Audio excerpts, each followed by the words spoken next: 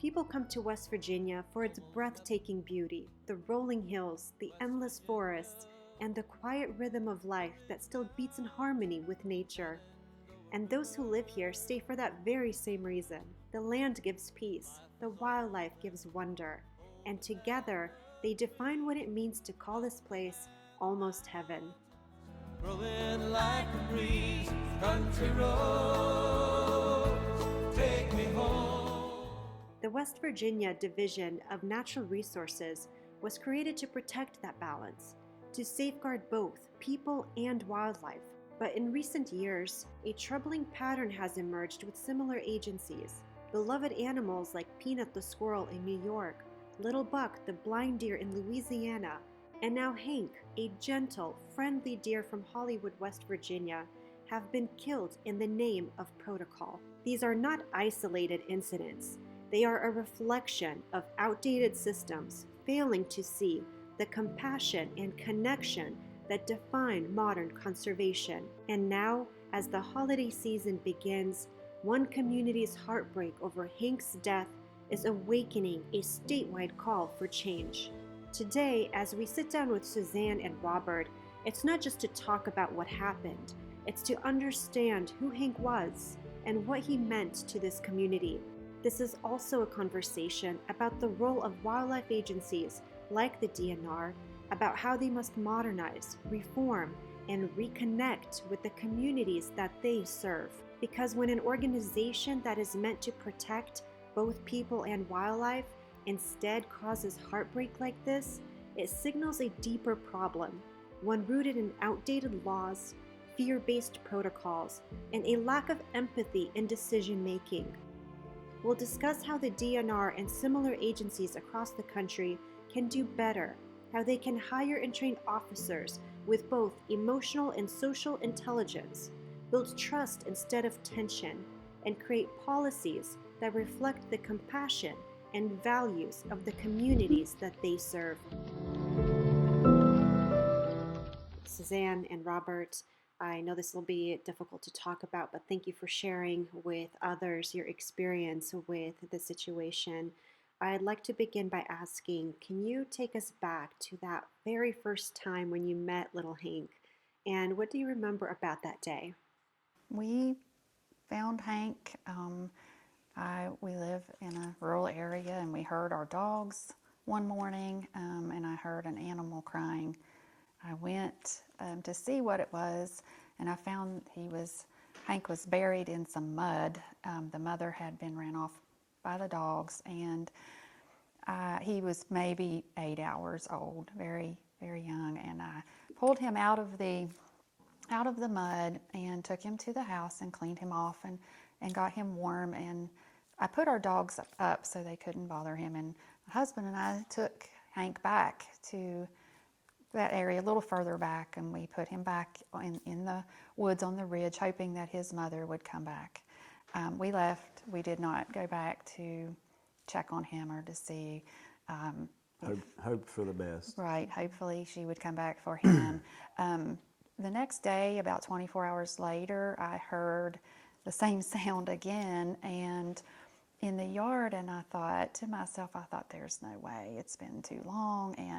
But I stepped out on the back porch, and there was Hank in the backyard.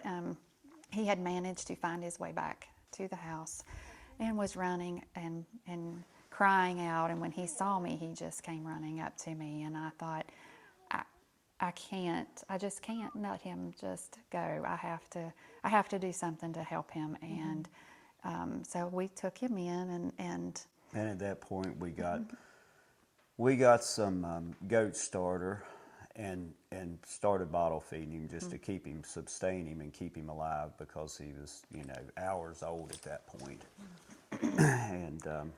And we bottle fed him when from that point until he could eat regular food on his own. He wasn't on the bottle too long. I mean, he was for a couple months, maybe. But then he was just left to his own demise. Still, he was outside, and he played with our dogs. He went to neighbors' houses and played with their dogs. he would be out in the field with other deer some. He would be back and forth.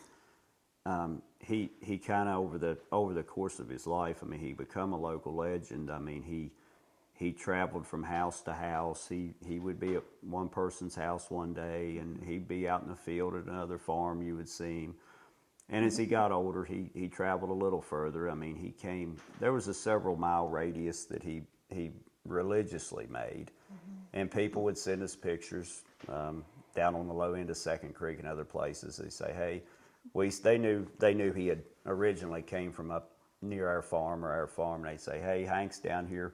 The kids are giving him an apple or something, and he would stay for a while, and then he would wander off again, and he'd be gone for a few days, and he may pop up 5 miles from there, and somebody'd send a picture, and it's been like that for 2 years. Yeah.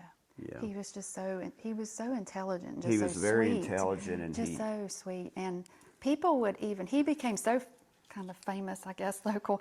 People would even say, hey, our kids are in, or our grandkids are in. Can we They would stop say, by the house and let's see Hank? is And we he were there? like, They sure, would check, you know, and they would call. They and- would, Because people you would would, just wander around your farm Yeah. and he's Yeah. just right there. Multiple all the times we had times, he'd people just call be- and say, hey, you know, we have our grandkids are in from Florida or wherever, and they'd say, Is Hank is around? Hank You know? around?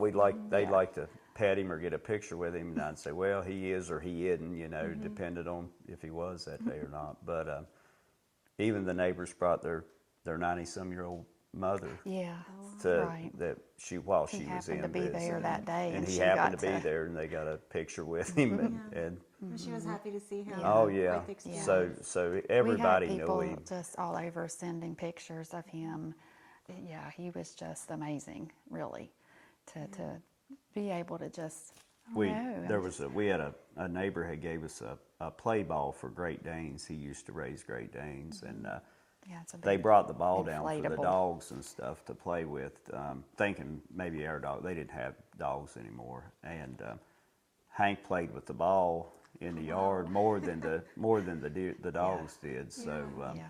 Oh, that must have been a sight to see. and It then was so at fun. times he would take Yes. off and he'd go to the mountains for a few days or a week or be gone, and he just came and went. It seems that Hank was very much loved and loved this community so much in return. So, can you help us understand what happened the night that Hank got killed? From what I understand, is that there were 2 local law enforcement officers who came on scene, and you were all able to come to an agreement. But then another law enforcement officer arrived, demanded that you wait for wildlife management or DNR to come to scene. You did wait nearly 45 minutes, and that's when everything snowballed. Can you please explain to us what you experienced that night? So we started getting pictures and messages from people out Highland Park Road, which is another extension off of Second Creek, which goes, you know, all the way into Greenbrier County.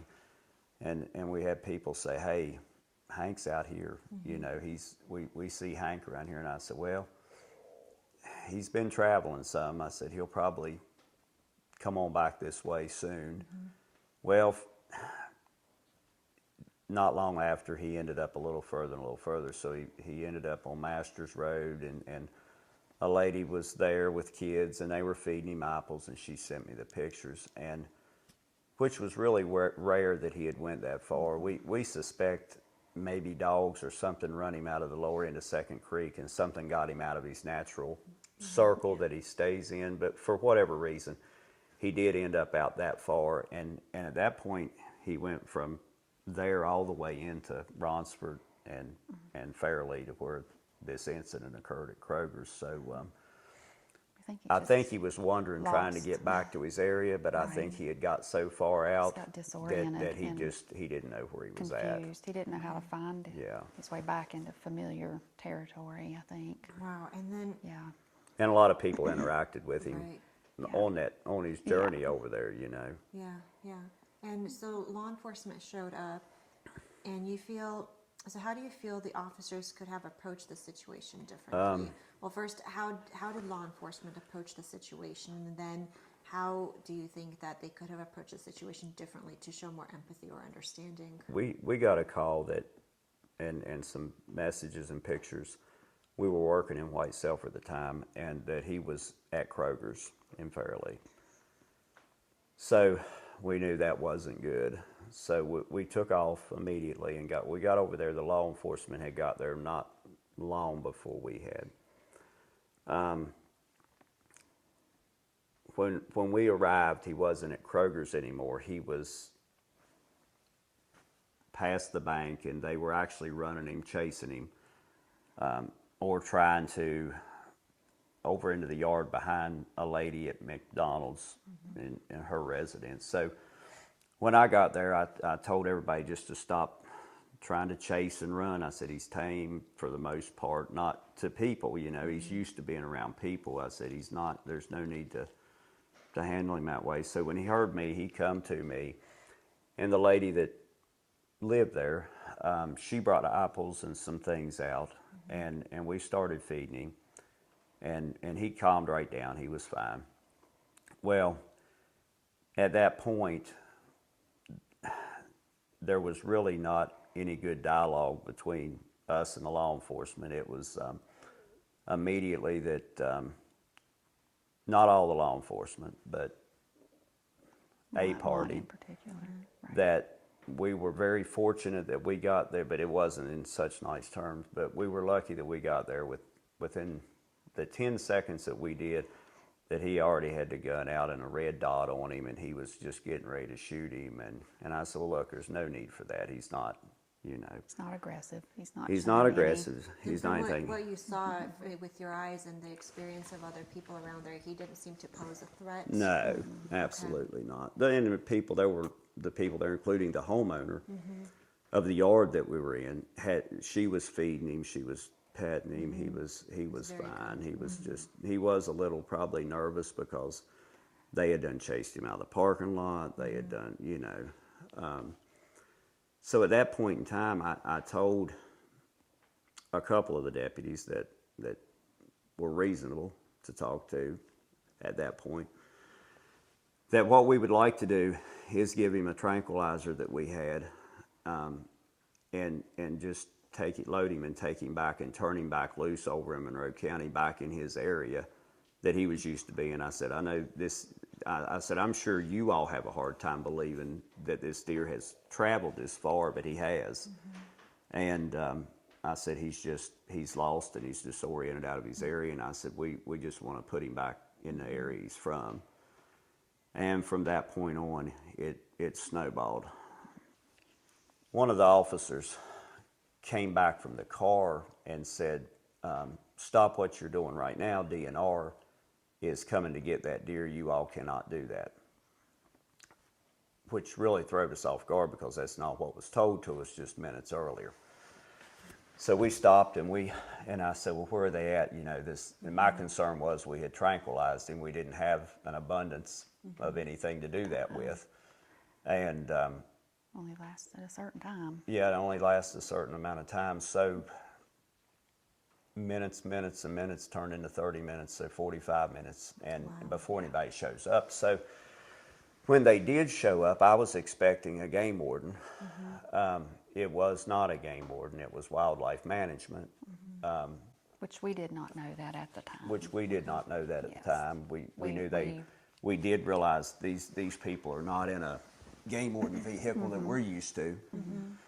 And it was a man and a woman, a female and a man. And when they got out, Suzanne, at this point, her and Lori, a friend of ours, they're down on the ground with Hank, petting him, and they're crying, they're emotional, of course.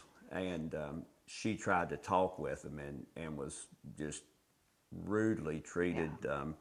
There was no communication, there was no compassion, it was matter of fact, we're going to do what we're going to do. And No compromise at all. There was just. Did they ask what happened? Did they share? Absolutely not. They never what asked. Department they're with? Any kind of They never shared. policies they're enacting? What they will do with the deer? Explain or ask you any questions? Nothing. Nothing. They I never. had to actually say, okay, everybody just stop a second, and okay, what are they going to do? Like, what's the plan? And I asked the officer that, and he really didn't respond. So when the female came over, the DNR, she was in front of me. I was on my knees with Hank, and I looked up at her and I said, we're videoing, and I said, and I'm told to ask you what law, you know, what law am I breaking? What law are you enforcing? You know, I need to know the exact law. And I asked her 3 times to tell me, and I got the response of Chapter 20. Very hatefully. You can look it up, or you can call district office in the morning. That's what she said. And so I never knew for sure. I never knew, you know, only thing I ever heard in any of the other, because it was just very chaotic. Of course. And I was very emotional, of course. And I just, thinking back, I heard someone say, well, you can't have a pet. You can't have a pet, a wildlife, you know, wildlife as a pet. And I'm thinking, but he's not, because he was never contained. Right. He never met their definition Right. of pet. So it just never made it. But it was just so rushed. They could have explained things. They could have said, hey, you know, let's talk about this. I know you're emotional. Let's come to a better Understanding understanding of the situation. and resolution. Let's think. In my mind, DNR, wildlife management, all of those entities are supposed to have our wildlife in their best interest. Like that's what they're for, is to take care of our wildlife and to be their advocate and to help them. And that's not in their coexistence with people right. in the community. of Right, course. right. And that's not What happened? what happened. It was there Definitely was not what happened, nothing. There was nothing ever in my mind and my, you know, looking back, thinking of all of it and what they said. They never ever even considered.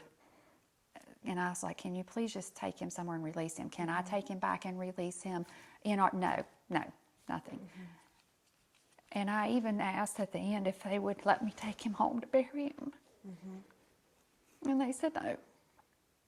I could not possess wildlife without a hunting license. Yeah, where that came in, where that, So- I never quite understood that statement anyway. But Yeah. not one time when this wildlife management got out of the vehicle did they ever address themselves and tell who they were. They never told what they were doing. They got out with a mission, and they dared Right. anybody to ask them any questions. And Yes. the only thing, after multiple times of Suzanne asking, what law are we breaking, was snapped at was Section 20. Well, if you look that up, it's Sears and Roebuck catalogs. I mean, the entire it's the DNR law. entire DNR law. So I mean, that was so I don't, you know, looking back now, hindsight's 20/20, but I suspect she didn't know the law. She didn't know what she so that just is what got thrown out. Right. But they never showed us a badge. They never told us who they were. They never told what they were going to do. They never told anything. And then at the same time, we've got this one city cop. Still, why an hour and a half later, you feel the need to keep saying that we're lucky that he hadn't already shot him, that he had his red dot on him. And Right. you know, you got to remember, we're in the middle of Fairleigh, where there's a McDonald's within 30 yards behind me. If you rotate 10 degrees, you have this woman's out. There's not one direction that if you shot a bullet off in that yard or that area that you would not be putting many people at danger. Well, and the thing too is, like, if he were so aggressive, which is what they were saying, then why didn't he? Right. I mean, if he were a true threat Right. to someone, or he hurt someone, then why didn't they? Right. You know, but they didn't, because he wasn't. And And it's not unusual to have deer in this No, location. absolutely It's not. a county, if I understand I correctly. actually, after this whole scene went over, They're we started very back down common. Ronsford Hill, which is just 100 yards from where we were at, and 4 or 5 deer crossed the road on us. And I thought, are you going to run those down and kill them too, because they're Right. walking Right. through town? They're all you over. know. From what you've heard from your community, has Hank ever harmed or threatened anyone? No, never. no. And how He's do you, he's bit a flower or two off that somebody had here and there, But nothing, but no. you know that him and a million other deer do. yeah, you stealing know. an apple or Right. two. That's Yeah. the extent of it. But nothing, no. Oh, and then how do you think the community feels about the situation, and have they been supportive of you? Absolutely. Absolutely. Community is extremely up in the air. They are over it. outraged, and it's just traveled, I mean, counties over, and it's, the This support. information has traveled. Yes, and we're getting messages from people several counties away that are like, "Hey, this States happened to away, me people in too, and Virginia. we've had this happen." And the support, and I even put that on a post. The love and support that we have seen has just been wonderful. It's just really, and it's crossed every. There's so much divisiveness sometimes now between with political parties and religious and things like that, but not this. It has been unified. It's unified all of us. It seems like it does not matter. Yeah. And people are all together and very supportive and Yeah. just Just the real pure of humanity. yes, in the heart of yes, it. because I was just after seeing their behavior, and I just felt like, is this what the world's come to now? Is this what we live in? It was just and if I'm senseless, guilty of, what I'm guilty of is maybe taking and putting Hank in a world that I felt people would have some decency and some compassion, and they didn't, but other people and lots of other people have shown us otherwise now. Yeah. With that said, do you think that DNR policies are just outdated and that they're not considering how communities view and coexist with wildlife in modern times? I do feel they definitely need looked at and changed, where this is not the only option. This is not the first option. There needs to be things in place that say, we relocate, we rehab, we whatever, but that should be the last resort.